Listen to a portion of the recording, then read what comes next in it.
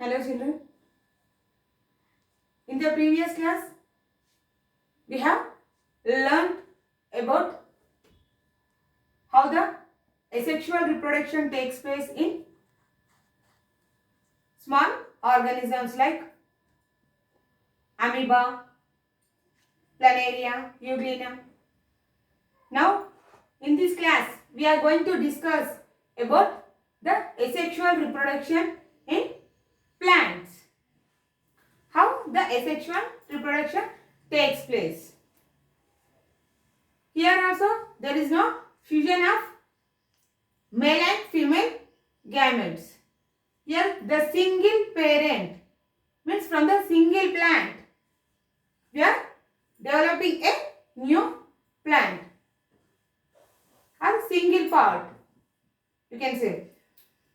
Again, this asexual mode of reproduction is divided into two types. That is the vegetative propagation. We call the asexual reproduction as vegetative propagation. In that, this vegetative propagation is again divided into natural propagation and also artificial propagation. In the natural propagation means it's a traditional type. It will from any part, that may be leaf, stem, root, we are developing a new plant. Whereas in the sexual mode, the flowers, pollination, fertilization takes place. Those all takes place. But here there is no process of fertilization or pollination. Here from the single leaf or a part of stem or root, if you take and keep it in the soil, it develops into a new plant. Good example for the leaf. There is a biophyllum, even begonia also. Biophyllum, you can see. This is the leaf of the biophyllum. You can see small nodes are present in the edges of the leaf. From these edges only again the roots will develop and helps in the development of a new baby plant from the leaf itself. And next one is the stem. Example for stem part are jasmine. If you take a part of stem, cut a branch of stem and plant it, it develops into new plant. Again, in the stem part only, it is divided into different categories, that is bulb, chrome, rhizome. So, here in the stem, if you see the example of what is that, ginger, it belongs to, we call it as rhizome, whereas onion, garlic, we call it as bulb. It is a stem part, but we are divided into different categories. You can say also chrome, colocasia. So again, it is divided into different parts, like based on the structure and how it is developing a new plant. If you take the stem part, a branch, it's a jasmine. Example for that one is the jasmine, the upper part. Okay, this is about the stem. If you see in the artificial propagation, here we are making a plant to grow. It may take accidentally, but here our involvement takes place. But in some situations, when the stem, when come in contact with the soil, it may develop into new plant. Okay, in that the first one is the cutting. Cut the branch of a plant like jasmine, rose, and plant it. It develops roots and develop into a new plant. Whereas in the layering. The next one is the layering. Example for layering is the chrysanthemum, mint, jasmine. If you see, this is the surface of the soil. These are the roots and this is the upper part of the plant. That's the stem. If any part of one branch, just bend it, which consisting of a node, and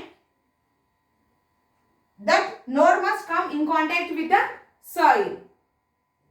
When the node comes in contact with the soil, and it must contain the some part of the stem above the ground, as shown in the figure. Then that node develops roots.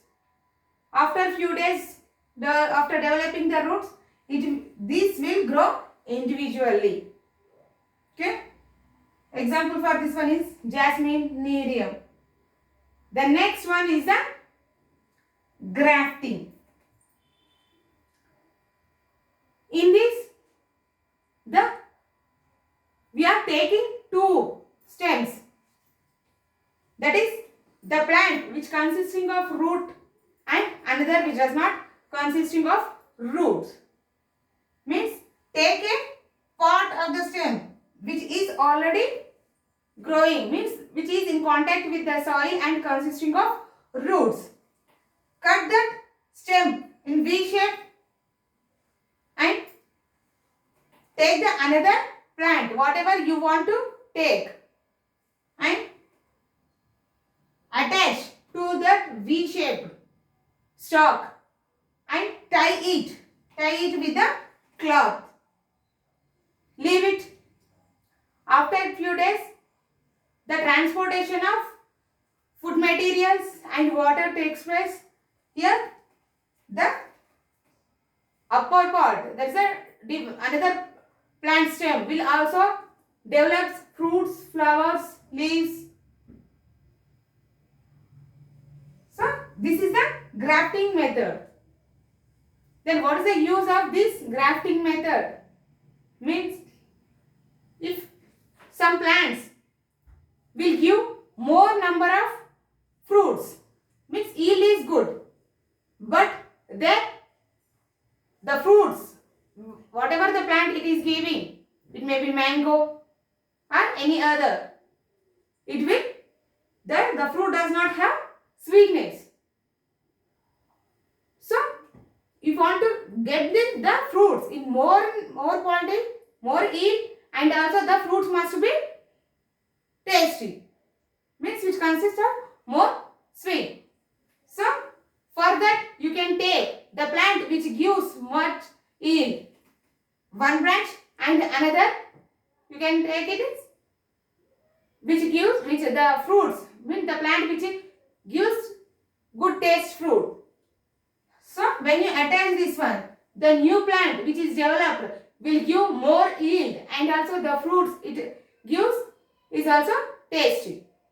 So, the grafting is used to develop more varieties of plants. That is nothing but we call that hybrid plants. Means the flowers or fruits, whatever the plant it is giving, it attracts us. If it is a flower, it attracts us because of its color, and it will live long. Okay. Next one, spore formation. Next one is the spore formation. If you see the fern plants, mosses, these are non-flowering plants.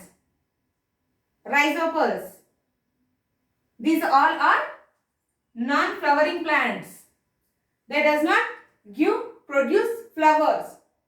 But these plants also reproduce. Further, they produce spores. If you see the sporophyll, the fern plant, this is the structure of the leaf. Beneath the leaf, you can see dot-like structures, black color dot-like structure. Those are called sore. So, when these sore is filled with spores. When the spore bursts, it releases spores. When these spores again come in contact with the soil, they develops into a new plant. So this is how the reproduction takes place in fern plants. Same as ferns, the mosses also reproduce through the spores. Even the fungi. Example for the fungi is Rhizobium. Even some bacteria also produces young ones through the spore formation only. So now we are taking Rhizopus as an example and doing an activity. How the Rhizopus will grow. So here the Rhizopus is a fungi. It's a non-flowering plant, but it produces its young ones through the spores. The spores are nothing but, here the Rhizopus is thread-like, whitish or blackish, greyish thread-like structures which may form on the rotten food items or ripened fruits, on slice, bread also, slice of bread. How they grow means they will move. They will move from one place to another place with the help of the wind. When the food item is attracted, means when the spores form on these food item during the favorable conditions, these spores develops into a new plant. That's nothing but fungi. So this is the process how the Rhizopus will grow. For that we are going to perform an activity. Take a bread slice, leave it for 1 day outside to come contact with the spores. After 24 hours, take that slice of bread, sprinkle some water and wrap it in a polythene cover for few days. After few days, 1 week to 10 days, you can see the whitish or blackish greyish color thread-like structures. That is nothing but fungi. Take the spoiled bread or rotten bread. Take a glass slide. Apply some water to the slide with the help of the toothpick. Just touch these Rhizopus spores and keep it on the slide. Touch that toothpick to the slide. Cover that with the help of the cover slip and observe carefully. The slide should not consist of any water bubbles. And observe that slide under the microscope. Then you can see small microscopic dot-like structures. This one.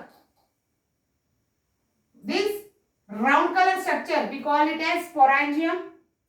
And this sporangium is filled with spores. And these thread-like structures, we call it as hyphae. These are the structures we can see under the microscope. When these sporangium get a favorable condition, it bursts and releases spores. When these spores come in contact with any other food item and should get favorable condition, again it develops this Rhizopus.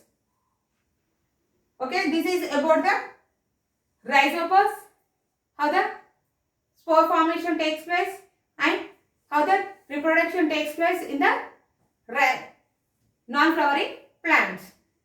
In the next class, we will go to learn about how the sexual reproduction takes place in the plants. Thank you, children. See you in the next class.